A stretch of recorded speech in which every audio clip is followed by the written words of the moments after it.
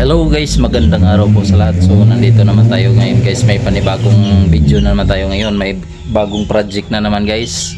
So yung gagawin natin ngayon guys, yung hand drill, yung jackhammer na maliit, yung tinatawag na shipping gun.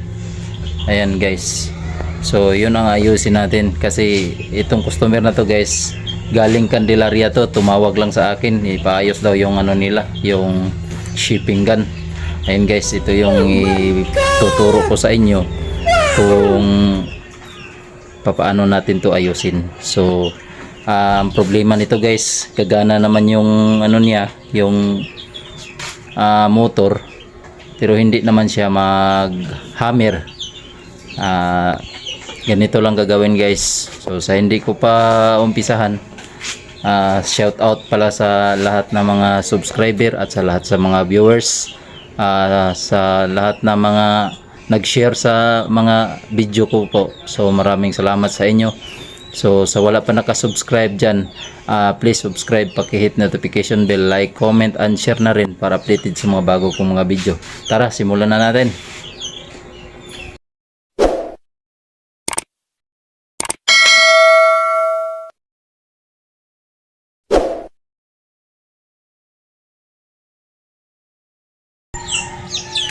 Ayun guys, ito na yung gagawin natin ngayon. Bago pa to guys, pero ayaw gumana ang daw. Ayun ayaw gumana ang hammer.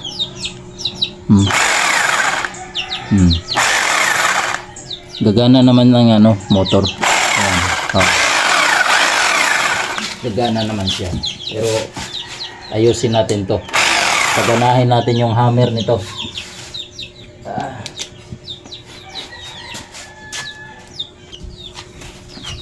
Ayan. Ito yung sideline ko ngayon guys.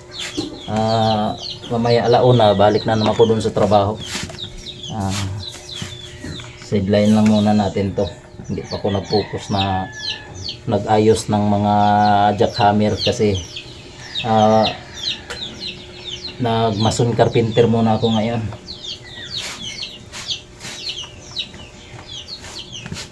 Ayan. Pero kung may tumawag man nga mga customer, siyempre hindi natin tanggihan.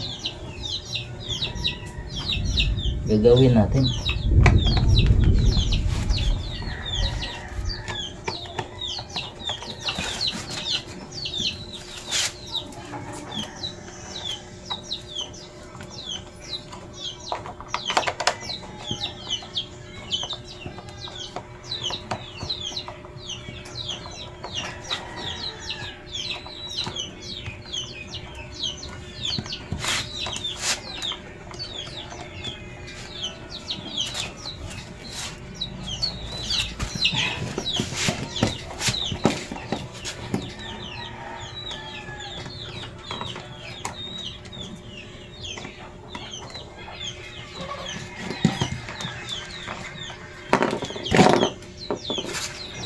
Guys, tadeng wasak na wasak. So tingnan natin yung hammer niya guys. Ayan na, tingnan nyo paano natin tanggalin yung hammer. Yun, ito yung hammer niya guys. So okay ang hammer niya, walang problema.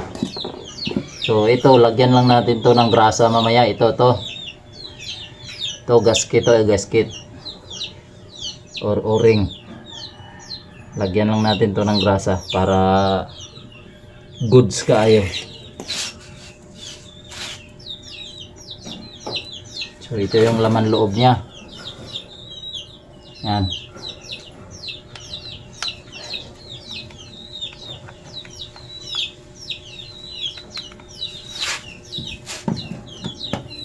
So pag hindi maghammer yung ninyo guys, yung mga ganito, ito lang ang susungkitin ninyo.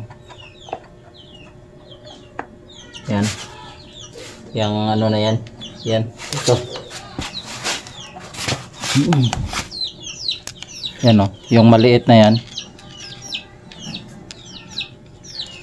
To susungkitin na lang to kasi bumara to eh. So dito natin to susugitin sa kabila. Yan no. Ganyan lang yun. Ayaw bumalik, ganyan lang yun pag ayaw bumalik. Ayan. Oh, bumalik na guys oh. Ayan. Pumantay na dyan sa ano niya, yung isang bakal. Ayan na, yung parang bearing, pumantay na siya. Kanina lubog na lubog yan. So kaya ayaw maghammer. Ayan oh, gumalaw na. So ganito lang kabilis mag-ayos ng jackhammer guys. So ipakita ko talaga sa inyo yung mga natutunan ko dito, para kung may mga jackhammer kayo, pwede na lang kayo na lang ang gumawa. Pukusan nyo na lang yung video ko. Marami kayong matutunan dito. So huwag kayong mag-alala guys, kung may mga katanungan kayo, handa ko kayong sasagutin. Kung anong mga katanungan ninyo, huwag kayong mag-alala.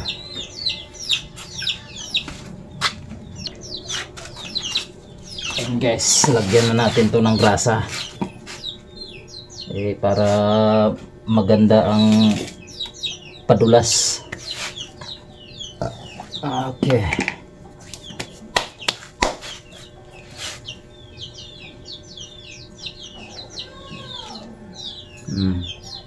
Ganito lang guys. Basic lang, basic. Okay pa man yung o-ring niya, hindi pa man problemado ang o-ring.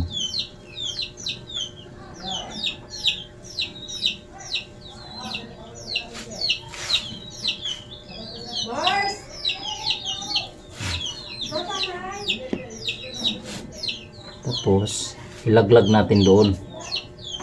Yan. Ayun na, nalaglag na. Oh. Yan ang hammer. Yan. Nilaglag ko doon. So kagana na ito mamaya. At saka ito, lagyan na din natin ng grasa guys. Nabaklas naman natin to. Huwag na natin sayangin ang panahon.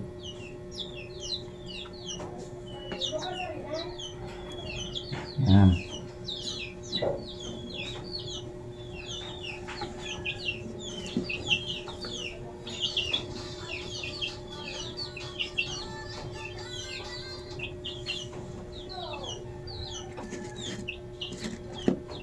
Grasa lang to guys, grasa lang to, wala tong ano, langis.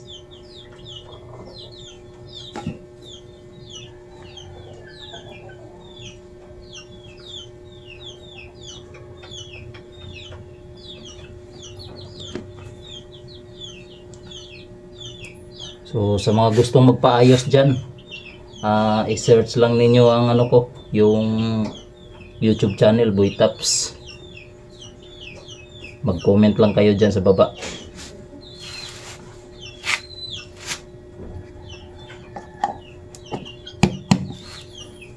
Yan.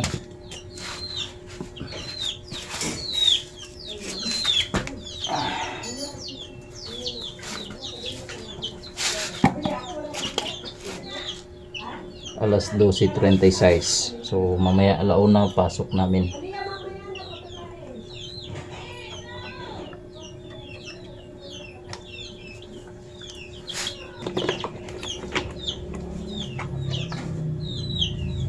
Ayaw ma-shoot, dito lang yun sa hammer problema.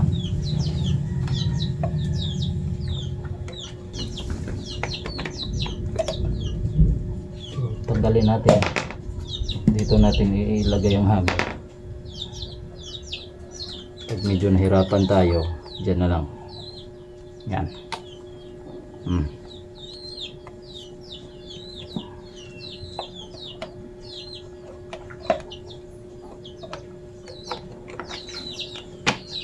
Yan, bilis lang.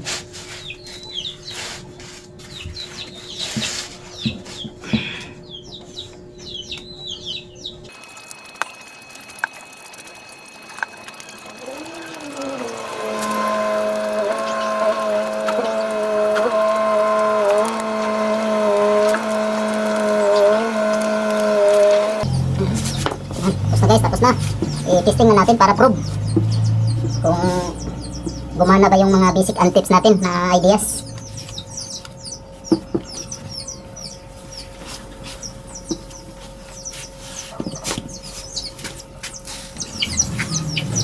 Ayan guys, i-testing na natin.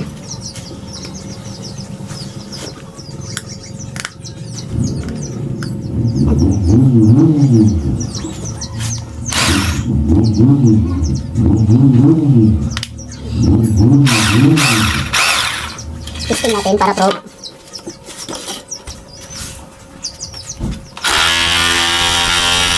Ayan, gumana na guys. Oh. Ayan, gumana na. Diba, probe ang gawa natin. Success. So, ayos na ang pinaayos sa atin. Bakas na. Okay na to. So, basic lang. So, sa mga nanood dyan, paki-share naman sa video natin at saka paki-subscribe naman dyan. Para kunting tulong na lang din sa ano ko. Maliit na YouTuber. So, thank you po sa pagpanood dyan. So, sa lahat ng mga nanood, thank you po. Thank you for watching.